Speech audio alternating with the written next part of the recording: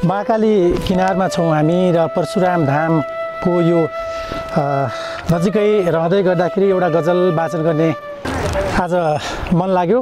केही साथीहरू हुनुहुन्छ हाम्रो र उहाँहरूलाई साथी राख्दै एउटा गजल वाचन गर्न चाहन्छु। म समर्पण छु तपाईसँग जोडिएको। हरे कृष्ण यस्तै हो, हरे राम यस्तै हो, हरे कृष्ण यस्तै हो, हरे राम यस्तै हो, बिहान उठेदेखिको काम यस्तै हो। हरे कृष्ण यस्तै हो, हरे राम यस्तै हो, बिहान उठेदेखिको काम यस्तै हो। गाउँ जस्तो इमान्दार सहर कहाँ हुन्छ, गाउँ जस्तो इमान्दार सहर कहाँ हुन्छ, बजारका मान्छेहरूको छलछाम यस्तै हो।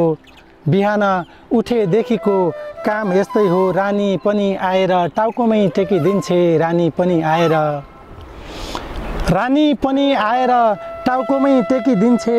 जिन्दगी भइसकेछ गुलाम यस्तै हो, बिहान उठेदेखिको काम यस्तै हो। पहिला जस्तो आवत जावत सजिलो कहाँ छ, पहिला जस्तो आवत जावत सजिलो कहाँ छ। न्यू बानेश्वर भइसक्यो दिल चक्काजाम यस्तै हो, न्यू बानेश्वर भइसक्यो दिल चक्काजाम यस्तै हो। बिहान उठेदेखिको काम यस्तै हो।